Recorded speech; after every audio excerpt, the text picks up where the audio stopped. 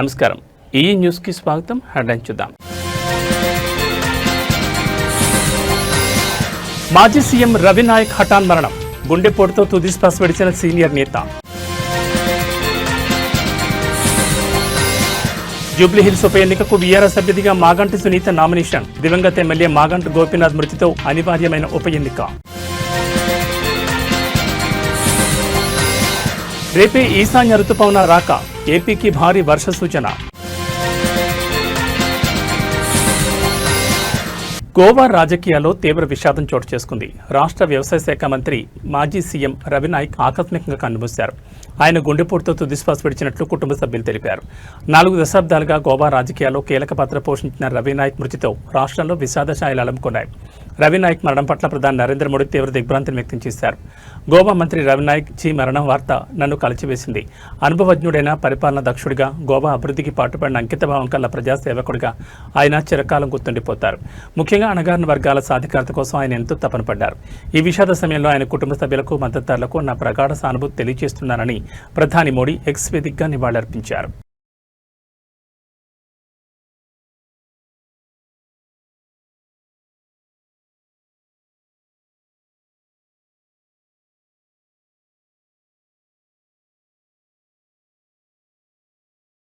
జూబ్లీహిల్స్ శాసనసభ నియోజకవర్గానికి జరగనున్న ఉప ఎన్నికల ప్రక్రియ వేడెక్కింది. బీఆర్ఎస్ పార్టీ తరఫున అభ్యర్థిగా దివంగత ఎమ్మెల్యే మాగంటి గోపీనాథ్ అర్ధాంగి మాగంటి సునీత తన నామినేషన్ దాఖలు చేశారు. పార్టీ వర్కింగ్ ప్రెసిడెంట్ కేటీఆర్ ఇతర ముఖ్య నేతలతో కలిసి ఈ రోజు ఆమె షేక్పేట్ తహసీల్దార్ కార్యాలయంలో రిటర్నింగ్ అధికారికి తొలిసెట్ నామినేషన్ పత్రాలు సమర్పించారు. సిట్టింగ్ ఎమ్మెల్యేగా ఉన్న మాగంటి గోపీనాథ్ ఆకస్మిక మరణంతో ఈ ఉప ఎన్నిక అనివార్యమైన సంగతి తెలిసిందే. ఈ నేపథ్యంలో ఈ స్థానాన్ని తిరిగి కైవసం చేసుకోవాలని బీఆర్ఎస్ పార్టీ అత్యంత పట్టుదలగా ఉంది.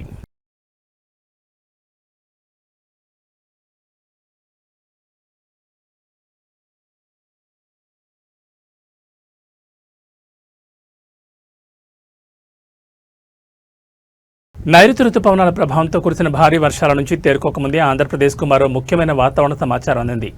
ఈశాన్య రుతుపవనాలు రేపు దేశంలోకి ప్రవేశించనున్నాయి. ఆ తర్వాత 1-2 రోజుల్లోనే ఇవి ఆంధ్రప్రదేశ్ను తాకే అవకాశం ఉందని వాతావరణ శాఖ అధికారులు తెలిపారు. ఈసారి నైరుతి రుతుపవనాలు ముందుగానే వెందిరడంతో ఈశాన్య రుతుపవనాల ఆగమనానికి మార్గం సుగమైంది. ఈ ఏడాది ఈశాన్య రుతుపవనాల ప్రభావంతో ఆంధ్రప్రదేశ్తో పాటు తమిళనాడు, కేరళ, కర్ణాటక వంటి దక్షిణ భారత రాష్ట్రాల్లో సాధారణ కంటే అధిక వర్షపాతం నమోదయ్యే అవకాశం ఉందని వాతావరణ శాఖ నిపుణులు అంచనా వేస్తున్నారు. ప్రస్తుతం కొనసాగుతున్న లెనినో పరిస్థితులే ఇందుకు ప్రధాన కారణంగా చెప్తున్నారు. అక్టోబర్ నుంచి డిసెంబర్ వరకు ఈ రుతుపవనాల ప్రభావం ఉంటుంది. దీనికి తోడు అక్టోబర్ 22 లేదా 23 నాటికి బంగాళాఖాతంలో అల్పపీడనం ఏర్పడే అవకాశం ఉందని, ఇది ఈశాన్య రుతుపవనాలను మరింత చురుగ్గా మార్చొచ్చని నిపుణులు విశ్లేషిస్తున్నారు. అక్టోబర్, నవంబర్ నెలలో బంగాళాఖాతంలో తుఫాన్లు ఏర్పడడానికి అనువైన వాతావరణం ఉందని అధికారులు హెచ్చరిస్తున్నారు. అల్పపీడనం బలపడితే తుఫాన్గా మారే ప్రమాదం పొంచి ఉంది. ఇప్పటికే కోస్తాంధ్ర, దక్షిణ తమిళనాడును ఆనుకుని బంగాళాఖాతంలో ఏర్పడిన ఉపరితల ఆవర్తనాల కారణంగా పలు ప్రాంతాల్లో వర్షాలు కురుస్తున్నాయి. కొత్తగా రాబోయే రుతుపవనాలతో వర్షాలు మరింత తీవ్రమయ్యే సూచనలు కనిపిస్తున్నాయి.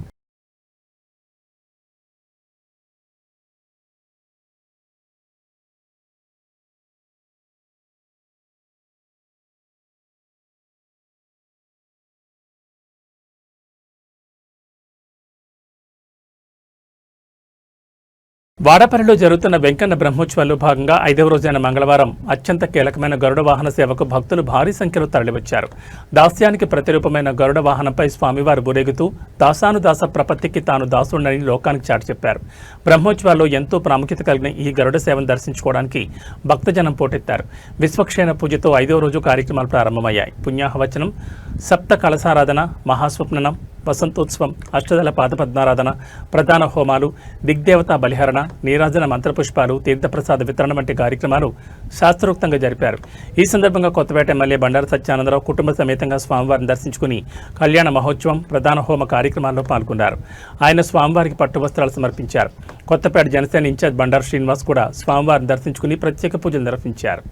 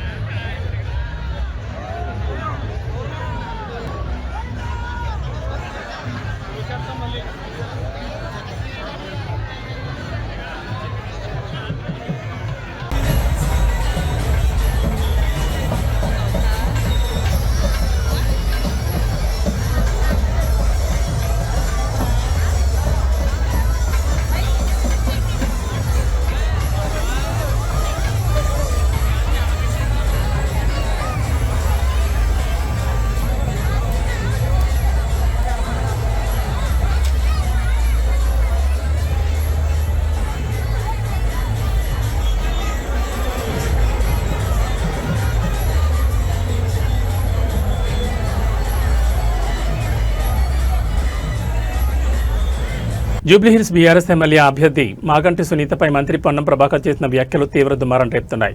భర్తను కోల్పోయిన బాధలో ఉన్న మాగంటి సునీతను అవమానించే విధంగా మాట్లాడిన మంత్రి పొన్నం ప్రభాకర్ వెంటనే తన వ్యాఖ్యలను వెనక్కి తీసుకుని క్షమాపణ చెప్పాలని నర్సాపూర్ ఎమ్మెల్యే సునీత లక్ష్మారెడ్డి డిమాండ్ చేశారు.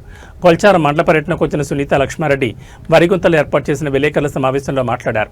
భర్తను కోల్పోయిన బాధతో బీఆర్ఎస్ అభ్యర్థి మాగంటి సునీత ఏడిస్తే ఆమె ఏడుపును సినిమాల్లో నాటకాల ఏడుస్తున్నట్లు అనడం సిగ్గుచేటని సునీత లక్ష్మారెడ్డి మండిపడ్డారు. భర్తను కోల్పోయిన బాధలో ఉన్న మహిళను ఆదరించి అండగా ఉండాల్సింది పోయి అవమానించేలా మాట్లాడడం ఎంతమాత్రం సరికాదని ఆమె హితో పలికారు.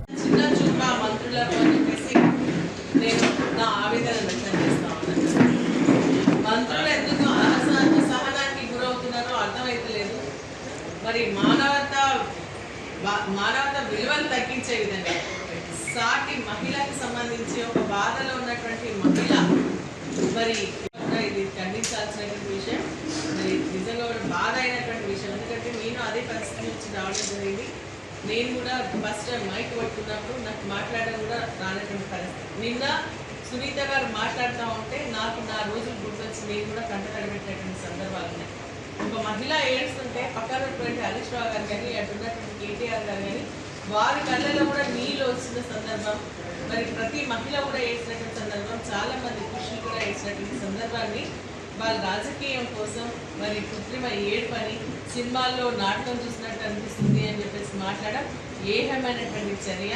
నిజంగా కూడా దిగజాడు రాజకీయాలకు ఇది నాంది అని చెప్పేసి కూడా తెలియజేస్తా ఉన్నా. ఇది మంచి పద్ధతి కాదు. ఒక మహిళ భర్త చనిపోయి బాధతో బయటికి వస్తున్నటువంటి వారిని ఆదరించి అక్కున చేర్చుకోవాల్సినటువంటి సమయం. రాజకీయం పక్కన పడేది కానీ అటువంటి పరిస్థితుల్లో నా భర్త చనిపోయి నాకు ఇంతమందిని అండగా ఇచ్చిండ్రు అని చెప్పేసి మాట్లాడుతూ తన ఉద్వేగాలకు గురై కృత్రిమ ఏర్పాటు మీరు ఎట్లా మాట్లాడతారు? అంటే మహిళలంటే మీకు మహిళా జీవితాలంటే వాళ్ళ కష్టాలంటే మీకు అంత నవ్వులాటం ఉందా అనిపిస్తుందా అని చెప్పేసి నేను అడుగుతాను. మంచి పద్ధతి కాదు అని చెప్పేసి చెప్తాను. ఓట్లు ప్రజలు ఉన్నారు. ప్రజా తీర్పులో ప్రజలు ఎవరికి ఓటేస్తే వాళ్ళు గెలుస్తారు తప్ప మీరు మాట్లాడేటువంటి ఏదైతే అమానవీయమైనటువంటి మాటలు ఉన్నాయో అది తప్పు. మీ రాజకీయానికి దాన్ని వాడుకోదు. మహిళా జీవితాన్ని మరి ఈ రాజకీయంగా ముందుకు తీసుకొచ్చేటువంటి ప్రయత్నం చేయొద్దు అని చెప్పేసి నేను దాన్ని హెచ్చరిస్తా ఉన్నా. ఇమీడియట్గా దాన్ని విత్డ్రా చేసుకోవాల్సిందిగా కూడా నేను పొన్నం ప్రభాకర్ గారికి డిమాండ్ చేస్తా ఉన్నా. ఎందుకంటే ఇటువంటి మహిళలు చాలామంది ఉన్నారు. ఈరోజు నేను కానీ సరితక్క గారు కానీ సత్యవతి రాథోడ్ కానీ మేమందరం కూడా ఇటువంటి పరిస్థితిలో వచ్చినా నిలదొక్కున్నాం. అంటే మహిళలు రాజకీయాలకు రావద్దా, వారి కుటుంబం రాజకీయ పరంగా వాళ్ళు వచ్చినప్పుడు ఇంతమంది ఒకేసారి చూసినప్పుడు బాధ కూడా దిగమింగుకొని తను బయటకు వస్తుంది అంటే దాన్ని మనం స్వాగతించాల్సింది పోయి అవమానపడే విధంగా అవమానించే విధంగా మరి మానవత విలువలు తగ్గిపోయే విధంగా మాట్లాడడం ఏమన్నటువంటి చర్యగా నేను భావిస్తూ పొన్నం ప్రభాకర్ గారికి వారి యొక్క మాటలు విత్డ్రా చేసుకోవాల్సిందిగా మేము డిమాండ్ చేస్తాం. లేకుంటే ప్రజాక్షేత్రంలో మేము తప్పకుండా తీసుకెళ్తాం. ప్రజలు కూడా వారికి తప్పకుండా గుణపాఠం చెప్తారు. మరీ ముఖ్యంగా మహిళలందరూ కూడా తిరగబడతారని. పిఠాపురం నియోజకవర్గంలోని యు కొత్తపల్లి మండలం ముమ్మిడివారిపాడులో ఎస్సీజెడ్ రైతుల చిరకాల కోరిక నెరవేరింది. తమ భూమి రిజిస్ట్రేషన్లు మంజూరు చేస్తూ జీవో ఇప్పించిన పిఠాపురం ఎమ్మెల్యే ఉప ముఖ్యమంత్రి కొణిదెల పవన్ కళ్యాణ్ పట్ల ఎస్సీజెడ్ రైతులు తమ కృతజ్ఞతను వినూత్నంగా చాటుకున్నారు. రైతులు సీనియర్ జనసేన నాయకులు తెలగంశెట్టి వెంకటేశ్వరరావు, నారాయణస్వామి, చింతా సూర్యనారాయణమూర్తి, బండి సీతయ్య కాపు, బి రాముడు, బాపనదొర ఆధ్వర్యంలో పవన్ కళ్యాణ్ చిత్రపటానికి పాలాభిషేకం నిర్వహించి ప్రత్యేక ధన్యవాదాలు తెలియజేశారు. ఈ కార్యక్రమానికి జనసేన పార్టీ పిఠాపురం నియోజకవర్గ ఇన్ఛార్జ్ మర్రెడ్డి శ్రీనివాసరావు, డాక్టర్ జ్యోతుల శ్రీనివాస్ ముఖ్య అతిథులుగా విచ్చేశారు. ఈ సందర్భంగా వారు మాట్లాడుతూ సుమారు 900 ఎకరాల రైతులకు భూమికి భూ రిజిస్ట్రేషన్ కల్పించినందుకు రైతులు తమ ఆనందాన్ని వ్యక్తం చేస్తూ పాలాభిషేకం చేశారని తెలిపారు. రైతులకు ఇంకా మరికొన్ని సమస్యలున్నాయని వాటిని త్వరలో పవన్ కళ్యాణ్ దృష్టికి తీసుకెళ్లి పరిష్కరించడం జరుగుతుందని వారు హామీ ఇచ్చారు.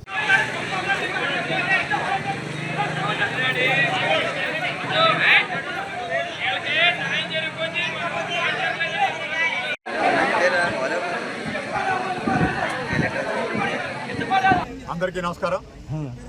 ఈవేళ చాలా శుభదినం. ఎందుకంటే ఈ సజ్జ రైతుల యొక్క బాధలు కావచ్చు, వీళ్ళ కష్టాలు కావచ్చు, దశాబ్దాల పోరాటం ఇది.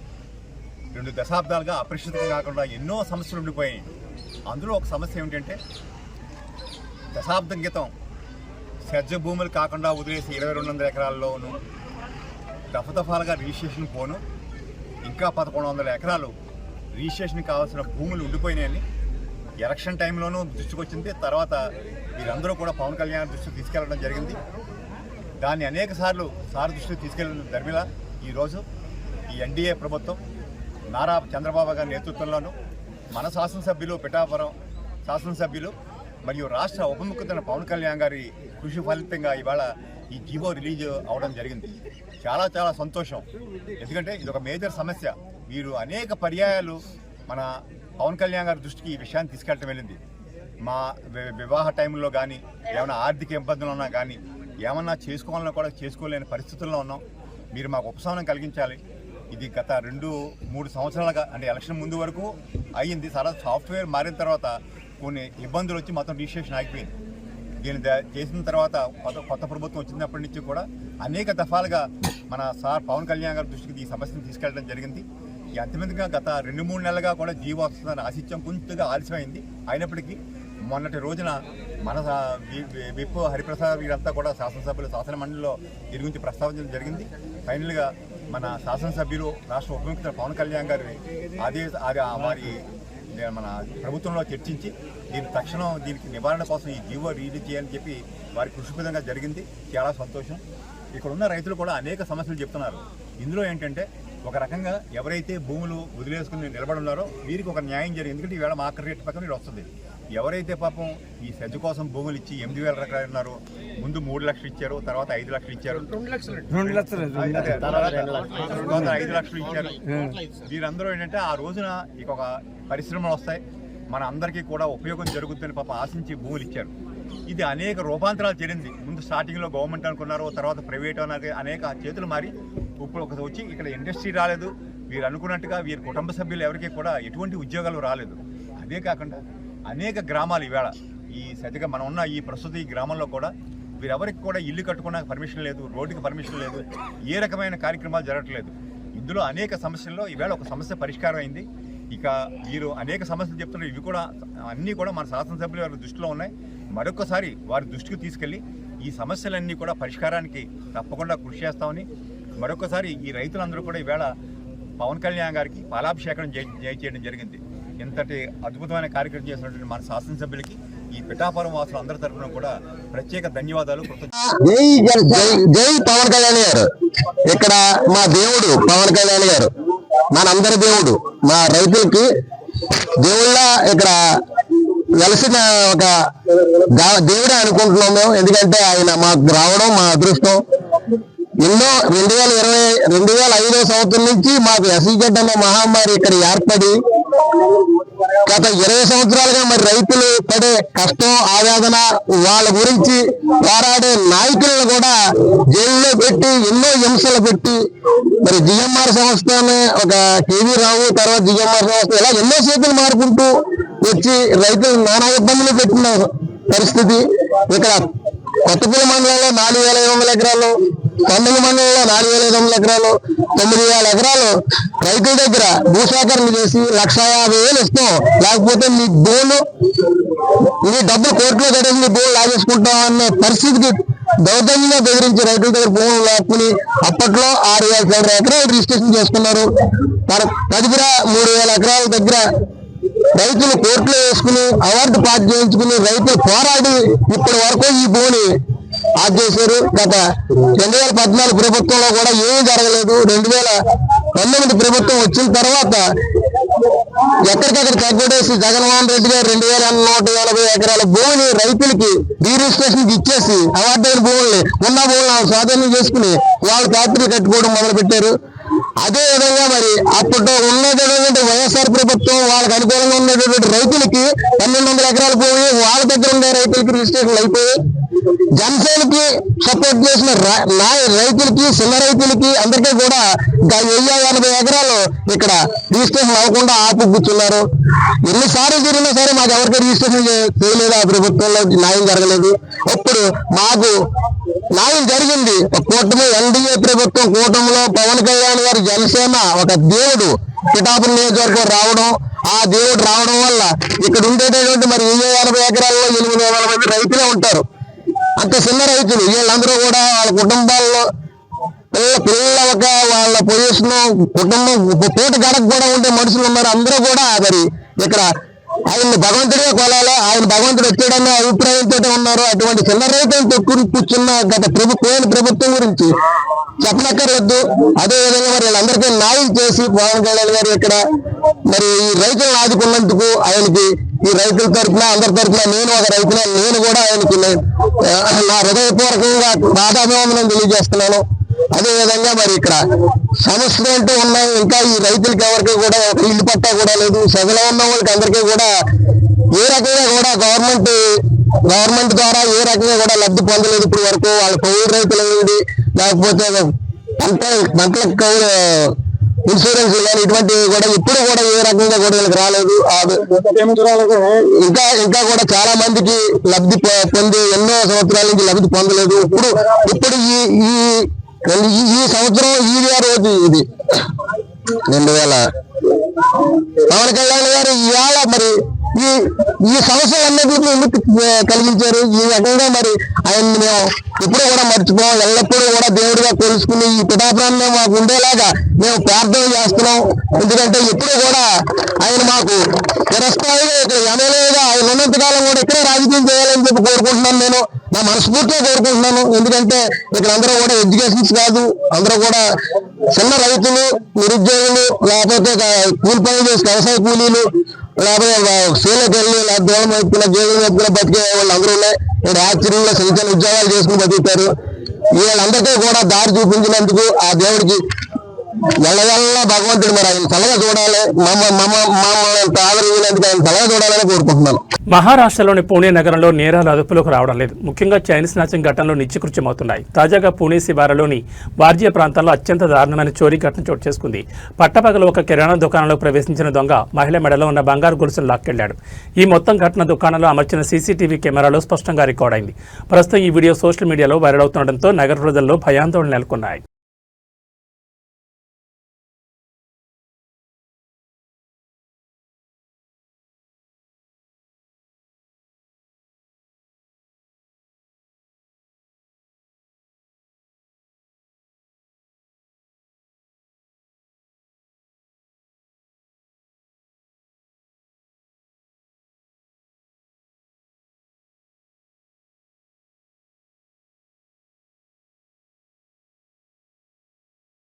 గూగుల్ బ్రాండ్ను ముందు పెట్టి చంద్రబాబు ప్రచారం చేసుకుంటున్నారు. కానీ ఎంతమందికి ఉపాధి కల్పిస్తుందో జీవోలో చెప్పలేకపోయారు.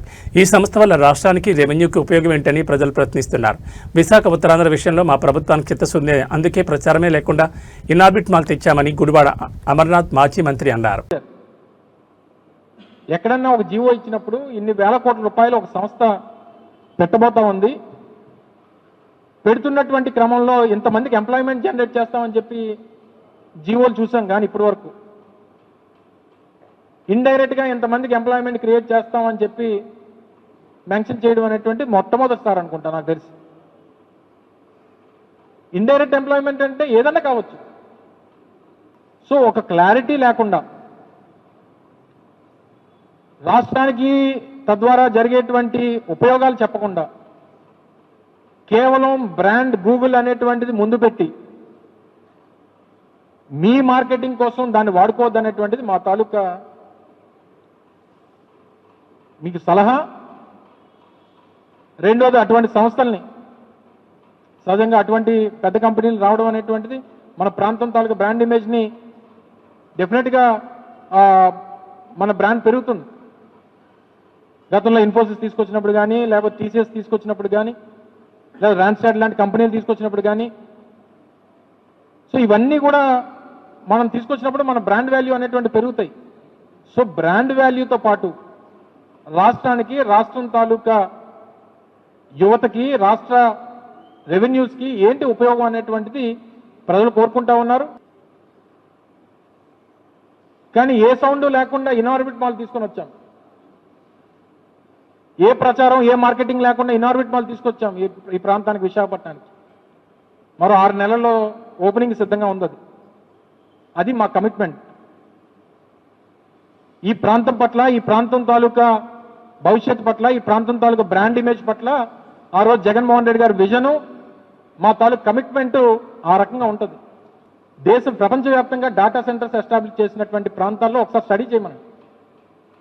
డేటా సెంటర్స్ ఎస్టాబ్లిష్ చేసినటువంటి పరిసర ప్రాంతాల్లో నేను ఇంకా ఇన్వాల్వ్ అవ్వలేదు, ఇంకా బాగా డీప్గా వెళ్ళలేదు, కానీ ఏదో మాకు ఇష్టం లేదు, వీళ్ళు వ్యతిరేకిస్తున్నారు అనేటువంటి తప్పుడు ప్రచారం మా మీద చేస్తారనేటువంటి దాంట్లో ఇన్వాల్వ్మెంట్ అవ్వట్లేదు. కానీ ఎన్వైరన్మెంటల్ ఇష్యూస్ కూడా ఉన్నాయి. మీరు అమెరికా లాంటి డెవలప్డ్ కంట్రీస్లో వర్జీనియా అనేటువంటిది డేటా సెంటర్ హబ్. అది ఈరోజు ఆ పరిసర ప్రాంతాలన్నీ కూడా అక్కడ పెద్ద ఎత్తున పెద్ద రెవల్యూషన్ వచ్చింది అక్కడ. బీఆర్ఎస్ కార్యనిర్వాహక అధ్యక్షుడు కేటీ రామారావు ఎన్నికల కమిషన్పై సంచలన ఆరోపణలు చేశారు. ముఖ్యంగా జూబ్లీహిల్స్ ఉప ఎన్నికల నేపథ్యంలో ఆయన వ్యాఖ్యలు చేశారు. తమకు ఎన్నికల కమిషన్పై నమ్మకం లేదని ఆయన కుండబద్దలు కొట్టారు. ఎందుకంటే ఎన్నికల కమిషన్ అనేది బీజేపీ, కాంగ్రెస్ పార్టీలతో కలిసి పనిచేసే సంస్థగా మారిందని ఆయన విమర్శించారు. ఎన్నికల కమిషన్ తన స్వయం ప్రతిపత్తిని, నిష్పక్షపాతను కోల్పోయిందని కేటీఆర్ ఆరోపించారు. ప్రజాస్వామ్య ప్రక్రియను కాపాడాల్సిన రాజ్యాంగ సంస్థ పక్షపాతంగా వ్యవహరిస్తోందని ఆయన మండిపడ్డారు. ఆ ఓట్లు దొంగ ఓట్లన్నీ తీసేయండి, ఇది తప్పు. అభ్యర్థి సొంత తమ్ముడికే 3 ఓట్లుంటే ఇదేం ఎన్నిక, ఇదెక్కడ ఎన్నిక అని చెప్పి అడుగుతున్నాము. న్యాయం కోసం డిమాండ్ చేస్తున్నాము. మరి మాకైతే ఎలక్షన్ కమిషన్ మీద నమ్మకం లేదు. ఎందుకంటే వాళ్ళు బీజేపీతో కొల్లుడై, కాంగ్రెస్తో ఎక్కడ అధికారంలో ఉంటే వాళ్ళతో కొల్లుడై పనిచేసే సంస్థ కాబట్టి మరి ఇంకా గత్యంతరం లేదంటే కోర్టుకు పోతాం. రేపు కోర్టులో కూడా పోరాటం చేస్తాం. ఇన్ని ఆధారాలు ఉన్నాయి, స్పష్టమైన ఆధారాలు ఉన్నాయి. ఇవన్నీ ప్రజల ముందు పెడుతున్నాం, మీడియా ముందు పెడుతున్నాం. మీరు కూడా ఆలోచించాలని కోరుతున్నాం. ఎన్నికల కమిషన్ ఇప్పటికైనా స్పందించాలని కోరుతున్నాం. ఎన్నికల కమిషన్ ఇప్పటికైనా మేల్కొనాలి. Chief election commissioner should respond. This is a serious issue, a grave offense. Your credibility is under question. Your credibility is being questioned in Bihar. Your credibility is being questioned in Telangana. Please respond, Mr. Gyanesh Kumar. Respond करो आप inquiry करो. अभी 21-22 तारीख तक समय है. अगर जरूरत पड़ा तो 10 दिन बाद करो इलेक्शन, हमें कोई तकलीफ नहीं, कोई एतराज नहीं. पर ये जो इलेक्टोरल माल प्रैक्टिसेस हैं इसको आप करेक्ट करिए, फेयर इलेक्शन करवाइए. यहां पे जो कोल्यूजन हो रहा है, लोकल ऑफिसर्स उन पे एक्शन लीजिए, सस्पेंड करिए, ट्रांसफर करिए. जिन्होंने भी ये हरकत की है उनको आप पनिश कीजिए, यही हमारी मांग है. హైదరాబాద్ నగర శివార్లో మళ్లీ రేవ్ పార్టీ కలకలం రేగింది. మాదక ద్రవ్యాలు, మద్యం, క్యాసినో కాయిన్స్తో సాగే ఈ రాత్రి పార్టీలకు మరోసారి తెరలేపిన ఘటన ఇది. రాచకొండ పరిధిలోని మహేశ్వరం మండలం చెర్రాపల్లి సమీపంలోని కె చంద్రారెడ్డి రిసార్ట్స్లో ఈ రేవ్ పార్టీ జరిగింది. విశ్వసనీయ సమాచారం ఆధారంగా ఎస్పటీ పోలీసులు రాత్రి ఆలస్యంగా దాడులు నిర్వహించి రిసార్ట్స్లో జరిగిన అశ్లీల విందును అడ్డుకున్నారు. ప్రాథమిక సమాచారం ప్రకారం ఈ పార్టీని గుంటూరుకు చెందిన ఫర్టిలైజర్ కంపెనీ డీలర్ ఏర్పాటు చేసినట్లు పోలీసులు గుర్తించారు.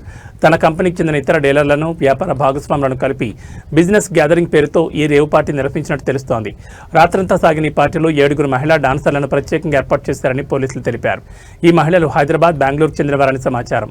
వారితో పాటు పలువురు వ్యాపారవేత్తలు, యువకులు కూడా పార్టీలో పాల్గొన్నారు. దాడుల సందర్భంగా పోలీసులు పెద్ద మొత్తంలో మద్యం సీసాలు, casino coins, sound system, party lighting సామగ్రులను స్వాధీనం చేసుకున్నారు. వీటితో పాటు పార్టీలో పాల్గొన్న వారిని విచారణ నిమిత్తం పోలీసులు అదుపులోకి తీసుకున్నారు. పార్టీ నిర్వాహకుడైన ఫర్టిలైజర్ డీలర్ను కూడా పోలీసులు కస్టడీలోకి తీసుకుని విచారణ చేపట్టారు. ఈ ఘటనపై సమంత ఎక్సైజ్, మాదక ద్రవ్య నియంత్రణ విభాగాలు కూడా సమాచారం సేకరిస్తున్నాయి.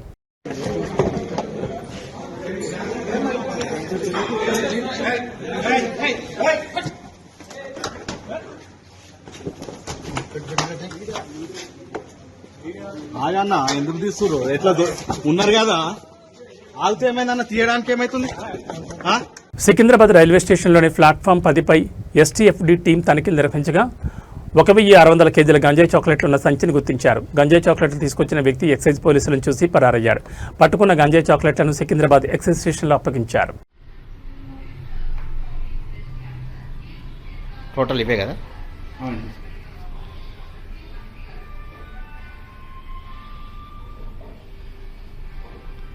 కూకట్పల్లి నియోజకవర్గంలోని పర్వత్ నగర్, అల్లాపూర్ ప్రధాన రహదారి ప్రతిరోజు వేలాది మంది విద్యార్థులు, ఐటీ ఉద్యోగులకు నరకయాతనగా మారింది.